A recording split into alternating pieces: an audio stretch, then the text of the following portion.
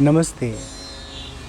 आज विश्व योग दिवस है। हम जानने समझने की कोशिश करेंगे कि हमारे जीवन में योग कितना आवश्यक है। हम सब जानते हैं सामान्य तौर पर बचपन से पढ़े आ रहे योग का मतलब है जुड़ना, लेकिन यहाँ योग का दो अर्थ है। संसार से अपने आप को हटाना और अपने स्वरूप से अपनी आत्मा से स्वयं को जोड़ना। यम, नियम, आसन, प्राणायाम, प्रत्याहार, धारणा, ध्यान, समाधि, ये 8 योग के अंग हैं। कभी विस्तार से इन बिंदुओं पर चर्चा करेंगे। फिलहाल हम ये बताना चाहते हैं आज के दिन में कि जो आसन है, प्राणायाम है, केवल इन्हीं तक अपने योग के अभ्यास को सीमित मत करें। आसन हमारे शरीर को लचीला बनाता है, प्राणायाम हमारे मन को एकाग्र करता है, और जब मन एकाग्र हो जाए तो अपने मन को अपने आत्मदर्शन की तरफ लगाइए, स्वयं को जानिए। योग जो है हमारे मन को शुद्ध करता है, हमारे मन में उठने वाले अनंत प्रकार के वृत्तियों का निरोध करता है। लेकिन जब हमारे मन में वृत्तियों का निरोध हो गया है, फिर हम क्या करें? तो जो आत्मभाव की वृत्ति है, आत्मज्ञान की जो वृत्ति है, उस तरफ हम अपने मन को एकाग्र करें, चिंतन मनन निध्यासन करें, उपनिषदों का श्रवण करें और जाने हम कौन हैं, हमारा मूल स्वरूप क्या है।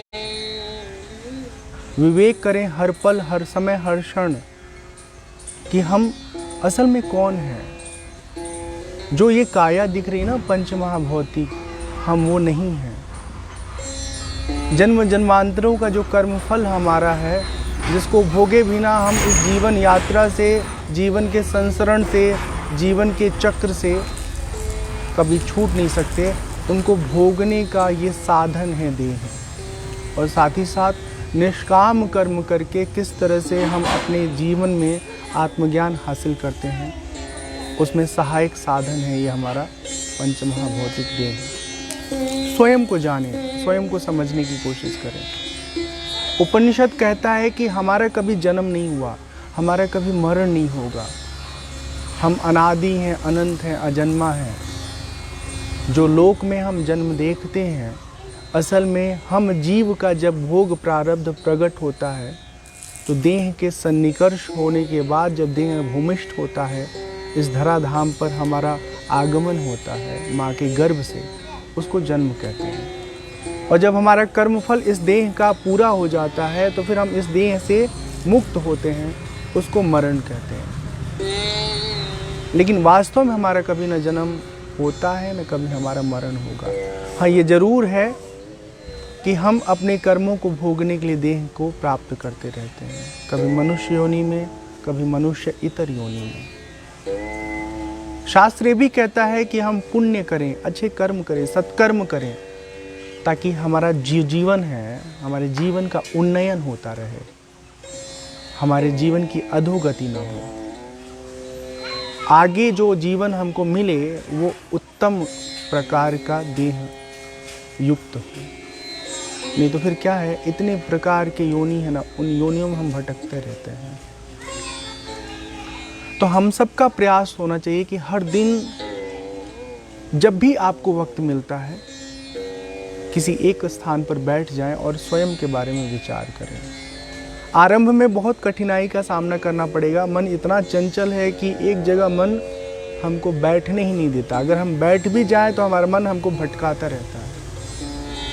मन भटकाएगा, मन को देखना है, दृष्टा भाव में खुद को स्थिर करके मन के सारी गतिविधियों को बस साक्षीवत, दृष्टावत देखना है। और जैसे ही पता चले कि मन हमारा अन्य विषयों में जा रहा है, अपने मन को वहाँ से हटा करके अपने आप में लगाना है।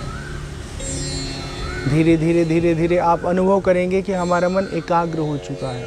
और जब मन एकाग्र हो जाए तब जो उपनिषद निरूपण करता है हम आत्म तत्व के विषय में, हमारा स्वरूप कैसा है, उस बारे में हमको सोचना है, समझना है, विवेक करना है। और विवेक करेंगे तब आपको अनुभव होगा कि हम न हाथ हैं, न पैर हैं, न मुख है, न कान है, न नाक है, न जिह्वा है।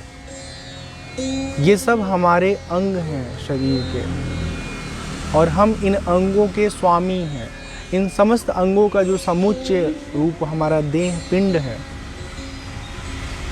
इसके अंदर हम बैठे विषय वस्तुओं को जानने वाले आत्मा हैं। ठीक, स्वयं प्रकाश है।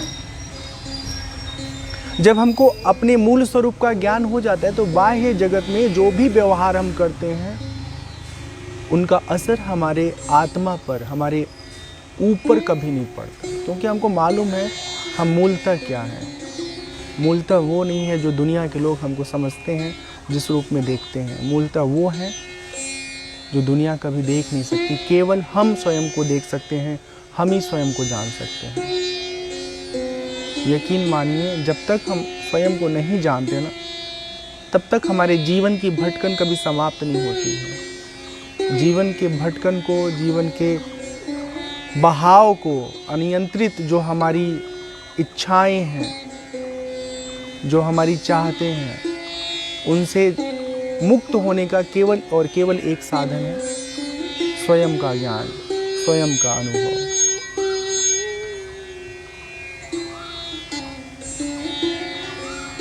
जब आप स्वयं को जानने के अभ्यास आरंभ करते हैं तो आपका मन इतना आसानी से उस अभ्यास में नहीं लगता है। मन जैसे ही फोकस करेंगे वैसे ही भागेगा। तो लंबी गहरी श्वास लीजिए, श्वास लीजिए, छोड़िए, श्वास लीजिए, छोड़िए। जब अपने मन को श्वास में लगाएंगे ना, तो ये मन बाहर जाना भूल जाएगा। मन एक समय एक ही चीज में निमग्न रह सकता है, शामिल हो सकता है। तो मन अपने स्वभाववश बच्चों की तरह जिद के कारण इधर उधर भटकता रहता है, भागता रहता है।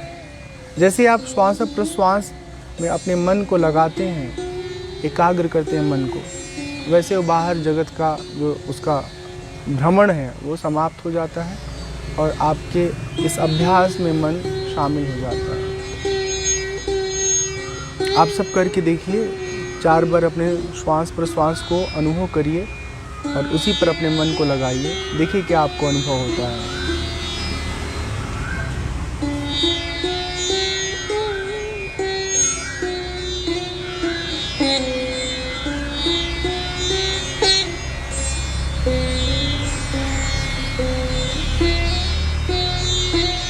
आप खुद अनुभव करेंगे कि आपका मन आपके साथ है, आपके पास है। अब आपको पता है, जब आपका मन आपके पास होता है और उस समय आप किसी विषय के बारे में सोचते हैं ना, तो उस विषय का पर्त दर पर्त आपके सामने खुल जाता है। कोई चीज़ हम समझना चाहते हैं, जानना चाहते हैं, उसको ठीक से इसलिए नहीं जान पाते क्योंकि हमारा मन पूरी तरह हमारे पास होता ही नहीं है। आधा मन हम विषय के साथ जोड़ के रखते हैं और आधा मन बाह्य प्रदेश में इधर उधर भ्रमण कर रहा होता है। जब 100% आपका मन आपके साथ होगा और आप चुने हुए विषय पर उसको फोकस करेंगे ना, तो स्पॉटलाइट की तरह उस विषय को आपका मन पूरी तरह ग्रहण करके आपको प्रत्यायित करा देगा, आपको अनुभव करा देगा कि इस विषय का मूल प्रयोजन, मूल स्वरूप क्या है। तो ध्यान अभ्यास जो ये है, ध्यान का अभ्यास, ये न केवल आपके आत्मा से आपको जोड़ता है, हमारे आत्मा से हमको जोड़ता है, हमारे आत्मा का अनुभव कराता है, बल्कि हमारे अध्ययन का जो विषय वस्तु होता है उसको भी समझाने में, उसका अर्थ अनुभव कराने में बहुत सहायक साधन है।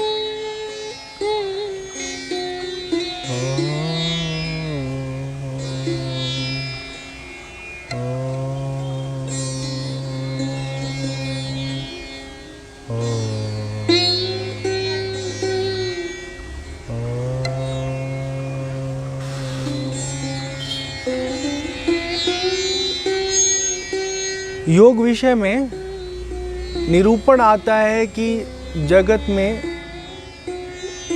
3 प्रकार के दुख हैं। एक वो दुख जो भूतकाल में भोगे जा चुके हैं हमारे द्वारा, जिनकी स्मृति राशि हमारे मन में अटकी रहती है। उन स्मृतियों में हम बार बार जाके उलझ जाते हैं, याद करने लगते हैं और अपना वर्तमान अतीत के बीते हुए अनुभवों में बर्बाद कर लेते हैं। एक वर्तमान में जो दुख हम जी रहे हैं, जिससे हम खुद को निकाल नहीं सकते, वो हमारे कर्मफल का हिस्सा है। तो बीता हुआ दुख, वर्तमान का दुख, इन पर हमारा वश नहीं है, इन पर नियंत्रण नहीं है। हाँ, नियंत्रण है एक जगह, जो भविष्य में मिलने वाला दुख है, जिसका कारण हमारा अविवेक है। जब हम योग अभ्यास करते हैं, अपने आत्मा को पहचानते हैं, अपने आत्मा से जुड़ जाते हैं, तब हमारे भीतर का अविवेक समाप्त हो जाता है। जब अविवेक समाप्त हो जाता है तो हम जो भी फैसले लेते हैं वो बेहतर होते हैं। जब आप बेहतर फैसले लेंगे तब उस फैसले से आपको कभी तकलीफ नहीं मिलेगी, तकलीफ का सामना नहीं करना पड़ेगा, सब कुछ अनुकूल होगा। तो योग भविष्य के दुख से बचाने का सबसे प्रभावशाली साधन है, लेकिन केवल आसन प्राणायाम नहीं। जब आप योग के विषय में अपने आत्मा के निरूपण का अध्ययन करेंगे, उसका अनुभव करेंगे, तब ये स्थिति हमको प्राप्त होगी।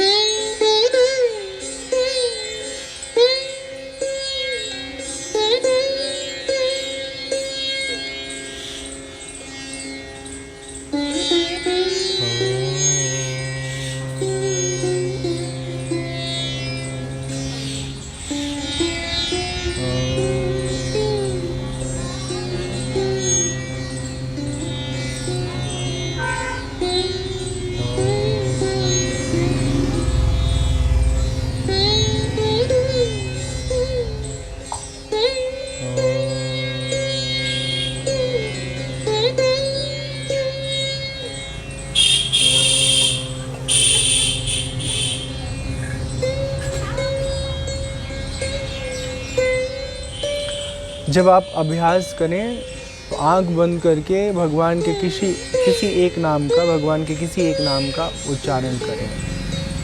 ठीक है, चाहे वो भगवान शिव का कोई नाम हो, ओम नमः शिवाय, भगवान कृष्ण का नाम हो, भगवान राम का नाम हो, कोई एक नाम आप उच्चारण करें पूरे मनोयोग से और देर तक उच्चारण करें, उसमें डूब कर उच्चारण करें। योग दर्शन में एक सूत्र आता है, ईश्वर प्रणिधानाद् वा समाधि सिद्धिर भवति। ईश्वर के नाम के स्मरण मात्र से हमको समाधि की प्राप्ति हो जाती है। वह शर्त ये है कि उस स्मरण में आप पूरी तरह तल्लीन रहें, संलग्न रहें, और फिर पूरे भाव से जब आप उस नाम को सुमिरन करते हैं तो भगवान के स्वरूप में, भगवान के ध्यान में आप समा जाते हैं।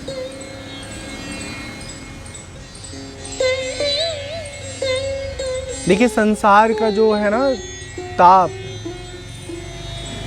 इससे कोई दवा, कोई युक्ति हमें नहीं बचा पाएगी। जब तक जीवन काल है तब तक दुख लगा रहेगा, नहीं छूट सकते हम दुखों से। दुख हमारे कर्म फल का, बीते हुए जीवन काल का हिस्सा है। जब तक हम निष्काम कर्म में स्वयं को प्रतिष्ठित नहीं करेंगे तब तक दुख से नहीं छूटेंगे, दुख बरकरार रहेगा। निष्काम कर्म की शक्ति, सामर्थ्य कहाँ से आएगी? स्वयं को जब जानेंगे, स्वयं के ज्ञान से वो प्राप्त होगा।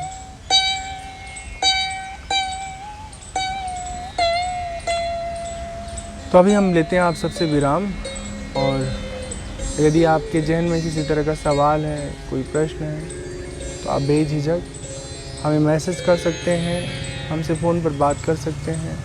समय अनुसार हम आपसे संवाद करेंगे, या फिर इस वीडियो के कमेंट बॉक्स में आप अपनी स्थिति बयां कर सकते हैं, उस पर फिर बात करेंगे। अभी के लिए धन्यवाद, साधुवाद, नमस्कार।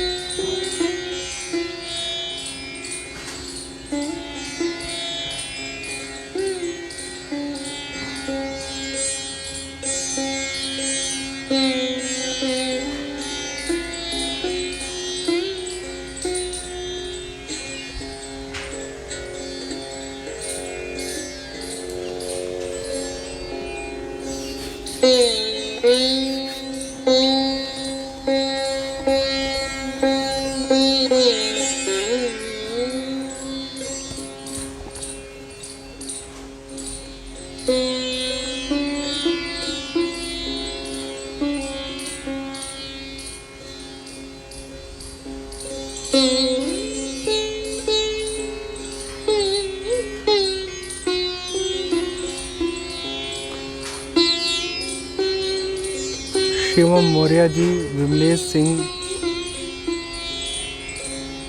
गंगाधर जी, कृष्णा सिंह जी, मनीष शर्मा जी, आप सबका स्वागत है।